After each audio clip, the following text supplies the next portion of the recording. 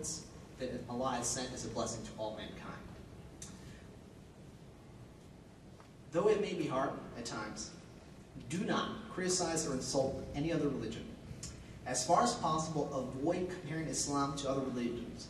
Just explain the teachings of Islam itself. As I said, much as we may want to, getting into a debate with non-believers or those who are actively antagonistic to Islam is often a fruitless exercise.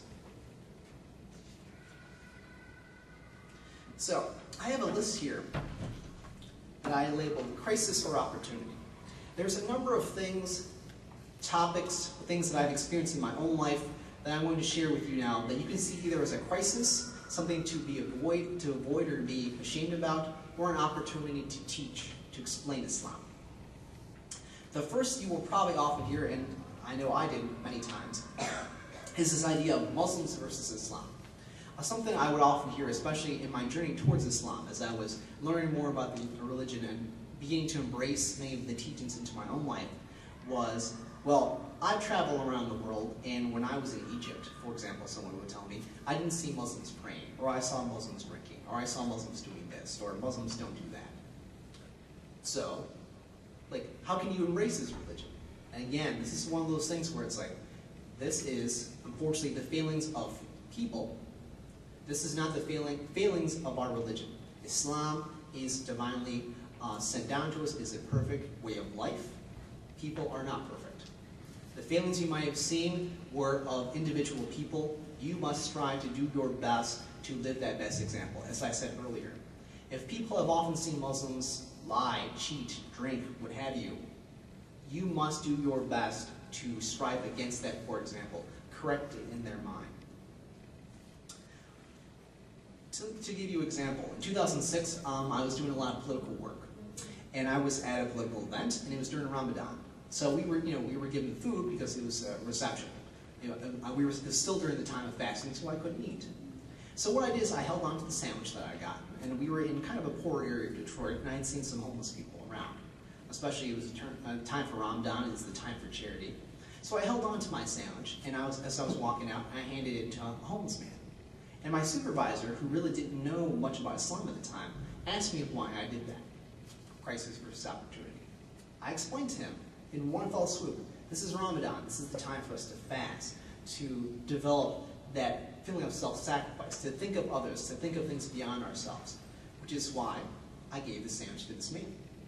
It wasn't something I was actively thinking of. It was just, it was the time to do that. It was Ramadan. But in that opportunity I had, that opens that window to see true Islamic action. That was one thing that I did. Another crisis or opportunity situation is, unfortunately, the often badly understood view of Islam in women.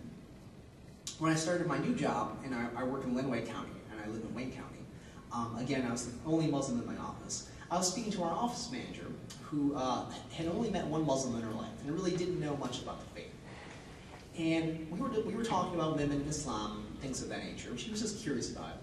And one of the things I explained to her is that Islamically, again, following the letter of the law, any funds that a woman should raise working outside the home is hers to keep. That is Islamically, that is the way that it is. And as she was working, and she would tell me about the bills that she had, things she wanted to buy or not buy, the funds that she made at our workplace went to her home. She was very intrigued by the idea of being able to keep her own money. Yeah, this seems like a funny little thing, but even for her to understand that, Islamically speaking, the man really is in charge of maintaining the home and providing for the wife. It's not up to the woman to work. She definitely can if she wants to, but that's not something that she has to do.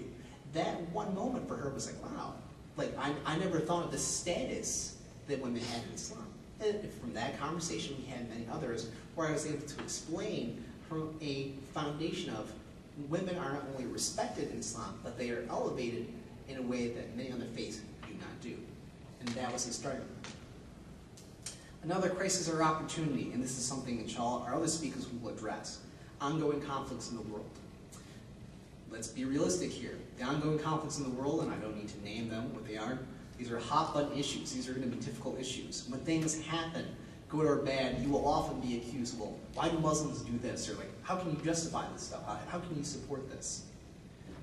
Best unless you are really able to address those very well in a very particular sense to diffuse the situation and try to avoid getting into those kind of political conflicts.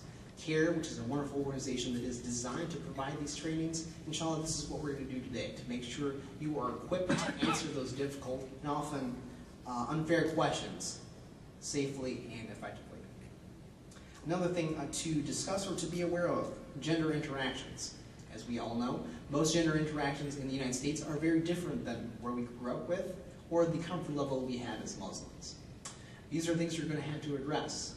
Many women will expect you to shake hands or maybe to hug. So this is something to, you put the hand over the heart, explain this is not something that I do. It's not a disrespect on you. This is, I'm not uncomfortable doing this because you're a woman per se, but explaining Islamically.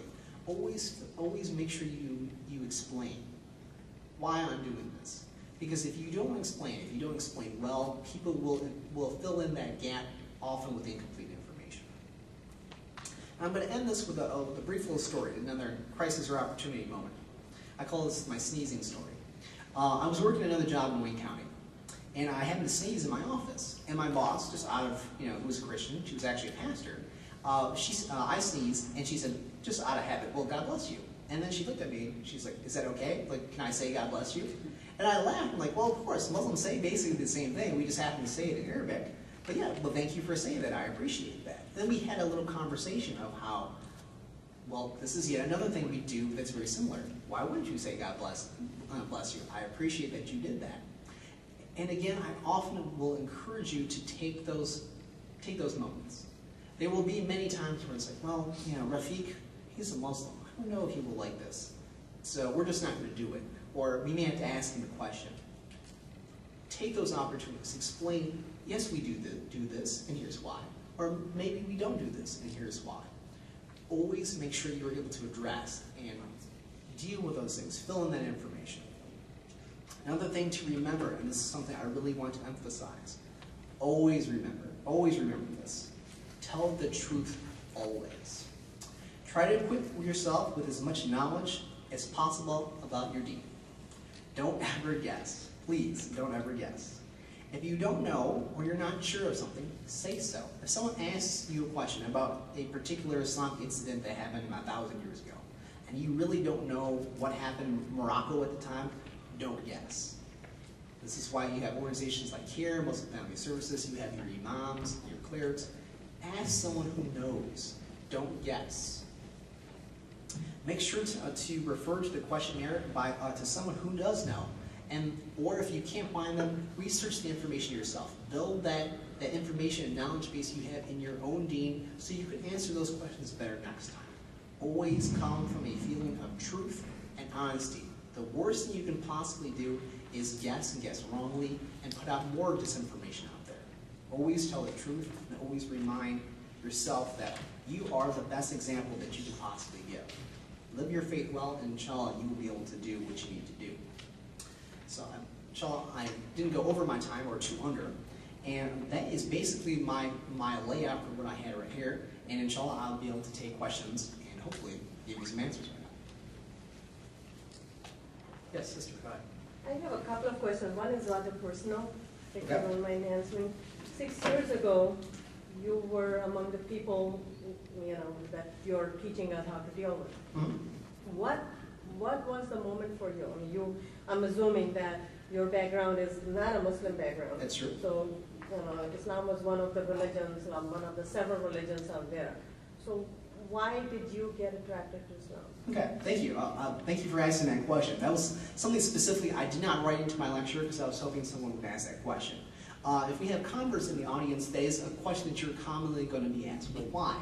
And generally people are just curious. But other times people will will be confused, or they don't understand why, or maybe they're even a little hurt or suspicious. Again, I am Hispanic, so generally speaking, I would say probably 95% of Mexicans are Roman Catholic. So when I tell people that I'm Hispanic and I'm Muslim, they're often very shocked by that. However, Islam is growing quite quickly in Latin America. So I'll give you my standard answer, which is I had been moving away from my faith for a long time.